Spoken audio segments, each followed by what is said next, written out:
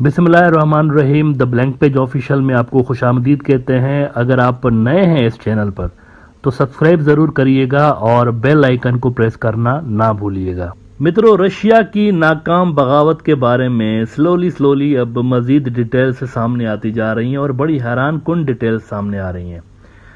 जब ये वाक़या पेश आया था तो उसी रोज़ मैंने 2-3 इम्पॉर्टेंट बातें आपको बताई थी कि एक तो ये मर्सनरी ग्रुप है और मर्सनरी ग्रुप्स जो होते हैं ये पैसों के लिए सिर्फ काम कर रहे होते हैं।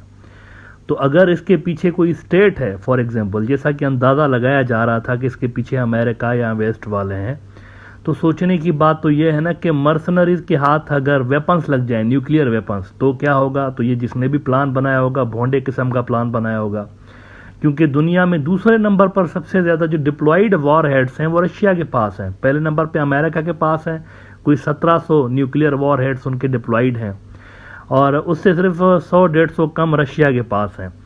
तो इस तरह के मुल्क के अंदर इस तरह की मुसल्लह जो बगावतें होती हैं वो काम नहीं आती। लिहाजा जो प्लान अपेरेंटली लग रहा था वो मुझे नहीं लग रहा था कि ये कोई अमेरिका या इसका है।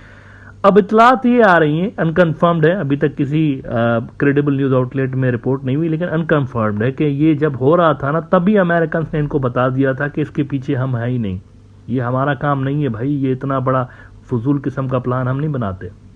और रशिया के भी कुछ टॉप ऑफिशियल्स ने बाय द वे इस चीज़ को डाउन प्ले किया, अमेरिकन फैक्टर को। तो अमेरिका का एंगल इसके अंदर नज़र नहीं आ रहा। दूसरी बात यह है कि ये जो ट्रूप्स आगे बढ़ रहे थे ना रशिया में, अब आपने सुना होगा उस रोज़ कि ये मॉस्को की तरफ जा रहे हैं, अब फलां जगह पे पहुंचे हैं, फलां जगह पे पहुंचे हैं।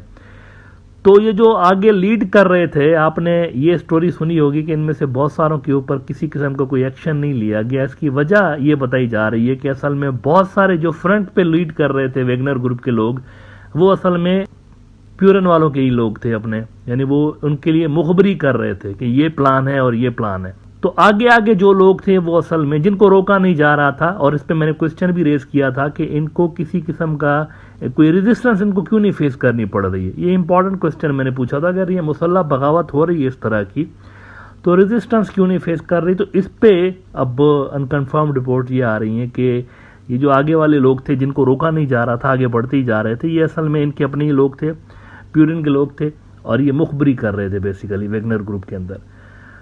और तीसरी और बहुत बड़ी खबर आ रही है, बहुत बड़ी खबर ये आ रही है कि ये जो वेगनर ग्रुप का चीफ है प्रोगजिन साहब, इसके साथ क्या हुआ है, यानी इनके साथ क्या मामला पेश आया हुआ है इस बगावत के बाद, इसके हवाले से बहुत बड़ी खबर आ रही है। वो क्या है ये अभी थोड़ी देर में शेयर करता हूँ, लेकिन थोड़ा सा पहले इसका बैकग्राउंड बता दूं आपको कि ये था क्या और ये कैसे इतना ऊपर उभरा है और वेगनर कैसे बनाया ग्रुप इसने। ये असल में कैटरिंग जो बिज़नेस होता है ना, शादी ब्याह में खाने सप्लाई करते हैं या रेस्टोरेंट्स के जो बिजनेसेस होते हैं, इसने असल में कोई रेस्टोरेंट्स का बिज़नेस खोला हुआ था। वो बिज़नेस काफ़ी इसका अच्छा चला और इसके बाद इसने एक रेस्टोरेंट खोला था, कोई छोटा सा आइलैंड था, वहाँ पर एक कश्ती के अंदर रेस्टोरेंट बना हुआ था और वो इतना मशहूर हो गया कि अक्सर प्यूरिन भी वहाँ जाता था खाना खाने के लिए, और प्यूरिन को इसका खाना पसंद था। ये ज़रा अगर आप तस्वीरें देखें तो ये जो प्यूरिन को खाना पेश कर रहा है बंदा, ये असल में वेगनर ग्रुप का चीफ है। उस वक्त तक इसने वेगनर नहीं बनाया था,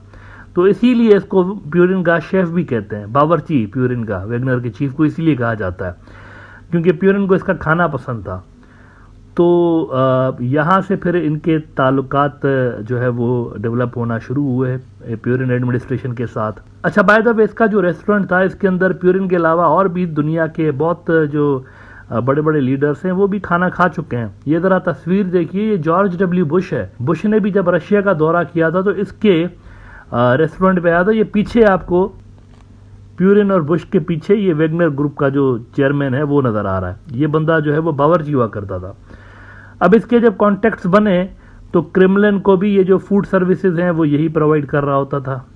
क्रेमलिन, ये जहाँ पर प्यूरिन की ऑफिस है, प्यूरिन बैठता है, वहाँ पर भी इसी का खाना सर्व होता था। उसके बाद जब इनके कॉन्टेक्ट्स बने तो इन्होंने एक मिलिट्री सर्विसेज का एक ग्रुप बनाया था वेगनर के नाम से, और इनके चूंकि अच्छे ताल्लुकात थे प्यूरिन के साथ, तो देखते ही देखते वेगनर ग्रुप बहुत तेज़ी के साथ उभरा और ये मिडल ईस्ट के अंदर और अफ्रीका के अंदर हर जगह पर आपको वेगनर ग्रुप की प्रेजेंस नज़र आती है। इनको ठीक ठाक प्रोटोकॉल मिल रहा होता था वहाँ पर, क्योंकि प्रिगोजिन जो था ये प्यूरिन के बहुत करीब था, तो उसका इसने भरपूर फायदा भी उठाया ना। अब क्या हुआ, ये जो सारी चीजें खिटपिट हो गई शुरू इनके दरमियान, तो इसमें हुआ क्या है? बहुत सारे जो एनालिस्ट हैं वो क्वेश्चन मार्क उठा रहे थे कि जी कोई सीरियस क्रैक्स हैं मिलिट्री स्ट्रक्चर के अंदर, रशिया के अंदर, वो एक्सपोज हुए हैं। तो ये बिल्कुल ही भोंडी और बेवकूफ़ी वाली बातें हैं। इसकी वजह यह है कि रशिया की मिलिट्री इंटैक्ट थी पूरी तरह से। इस सारे एपिसोड के अंदर ये वेगनर ग्रुप मिलिट्री नहीं है, ये प्राइवेट कॉन्ट्रैक्टर है। मिलिट्री उनकी इंटैक्ट थी, जितनी भी फौज थी उसके अंदर किसी किस्म का कोई क्रैक हमें नजर नहीं आया। फौज इंटैक्ट थी और फौज उनकी बिल्कुल अपने एज यूजुअल कार्रवाइयां जारी रखी उन्होंने यूक्रेन के अंदर और इधर उधर जो भी उनको टास्क मिले हुए थे। तो फौज में किसी किस्म का कोई क्रैक नजर नहीं आया, ये इंपॉर्टेंट बात है। एज फॉर एज ये सवाल है कि इस बंदे के और इनकी फौज के, क्योंकि इसने जो शुरुआती डिमांड्स रखी थी वो ये रखी थी कि डिफेंस मिनिस्टर और आर्मी चीफ को जो है आप रिमूव करें। वेगनर ग्रुप की अगर आप शुरुआती देखें ना, प्यूरिन के लिए ये बातें नहीं करता था, ये आर्मी चीफ और डिफेंस मिनिस्टर उनका जो है उसके बारे में बातें करता रहता था। और शुरू में भी इसने जो डिमांड रखी वो ये रखी कि इनको रिमूव करो। बाद में जब प्यूरिन ने रिमूव नहीं किया और प्यूरिन ने ऑर्डर दे दिया कि न्यूट्रलाइज कर दो इन सबको, तो फिर इनका जो एक ऑफिशियल टेलीग्राम का मेरे ख्याल से अकाउंट है, तो वहां पर इन्होंने लगाया था कि purine has made a wrong choice, soon Russia will have a new president. इस तरह की बातें उन्होंने फजूल सी लिखी थी। असल में इनकी जो शुरुआती डिमांड थी वो प्यूरिन के हवाले से नहीं थी, इनके हवाले से थी। तो ये खिटपिट तब स्टार्ट हुई जब अभी कुछ ही रोज पहले प्यूरिन ने एक तरह से ये क्लियर कर दिया था कि आइंदा वेगनर ग्रुप के जो मामलात हैं वो प्यूरिन नहीं देखेगा, डिफेंस मिनिस्टर और आर्मी चीफ जो है ये देख रहे होंगे वेगनर ग्रुप के मामलात। इस पे कहा जा रहा है कि प्रिगोजिन जो है इनको मिर्चें लग गई कि ये क्या बात हुई, मैं प्यूरिन का इतना करीब हुआ करता था, अभी मैं इनसे बात करूंगा, प्यूरिन से बात नहीं करूंगा, इनसे बात करूंगा, आर्मी चीफ और डिफेंस चीफ से। तो यहां पर से कहा जा रहा है कि इनके और प्यूरिन के दरमियान और बाकी का जो सिस्टम है इसके दरमियान कुछ रिफ्ट आया है, और उसी रिफ्ट का नतीजा कहा जा रहा है ये फेल्ड जो बगावत है या जो कुछ भी था ये। नाउ आते हैं उस बड़े सवाल के ऊपर कि इसके साथ क्या हुआ है।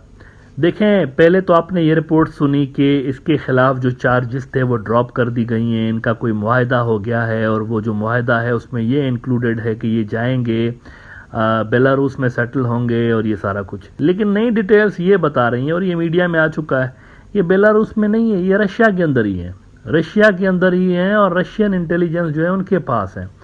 अब इसमें अमेरिका तो नहीं था ना, अमेरिकन ने तो, ये रिपोर्ट्स आ रही हैं ना, अनकन्फर्म्ड है लेकिन आ रही हैं कि अमेरिकन ने उसी वक्त कह दिया था कि ये हमारा काम नहीं है, इधर मत देखिएगा, ये हम इसमें हमें हमारा कुछ भी लेना देना नहीं इसके साथ। तो इससे इन्वेस्टिगेशन हो रही है, कहा जा रहा है कि ये रशियंस के ही पास है और वो इससे इन्वेस्टिगेट कर रहे हैं कि ये क्या था सारा कुछ, भाई ये जो सारा ड्रामा हुआ इसके पीछे मकसद क्या था। और वो जो खबरें आ रही थी कि इसके पीछे जो चार्जेस थे वो ड्रॉप कर दिए गए हैं, तो तास न्यूज़ जो है रशिया की, उन्होंने ये खबर लगाई है कि कोई चार्जेस ड्रॉप नहीं हुए। तास न्यूज़ कहता है कि investigation into case surrounding Prigozhin continuing. Source on Saturday The Russian Prosecutor General's office said that on June 23, FSB investigators opened a criminal case against Yevgeny Prigozhin under Article 279 of the Russian Criminal Code for organizing an armed mutiny. बगावत का case FSB वालों ने खोल दिया है और वो इससे तफ्तीश कर रहे हैं। इंटेलिजेंस एजेंसीज उनकी और बाकी जो लॉ एनफोर्समेंट एजेंसीज हैं वो इनसे पूछ रहे हैं किया गया तूने भाई, ये किसने तुम्हें आइडिया दिया इस तरह का कि ये इस तरह की बेवकूफ़ी करो। तो ये बेलारूस में कहा जा रहा है नहीं है, ये इधर ही है कहीं रशिया के अंदर, और इनसे जो है वो तहकीकात हो रही हैं। लेकिन एज फॉर एज रशिया की मिलिट्री इज कंसर्न, या ये जो ऑपरेशंस यूक्रेन के अंदर चल रहे हैं वो एज यूजुअल जारी हैं।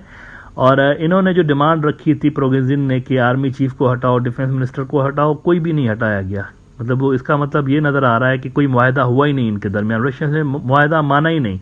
अगर मुआहदा हुआ होता तो ये दो बंदे जो थे वो रिमूव हो चुके होते, लेकिन ये रिमूव नहीं हुए। उनके जो डिफेंस मिनिस्टर, उनकी जो ताज़ा तस्वीर आई हैं वो उसमें देखा जा रहा है कि वो एज यूजुअल अपना काम कर रहे हैं और बिजनेस एज यूजुअल चल रहा है। अच्छा, वेगनर ग्रुप काम करता रहेगा, वो डिसमेंटल नहीं हो रहा। रशियंस ने वेगनर ग्रुप के हवाले से ये फैसला किया हुआ है कि इसकी शायद वो कमांड चेंज कर देंगे, उसका जो हेड है वो चेंज कर देंगे।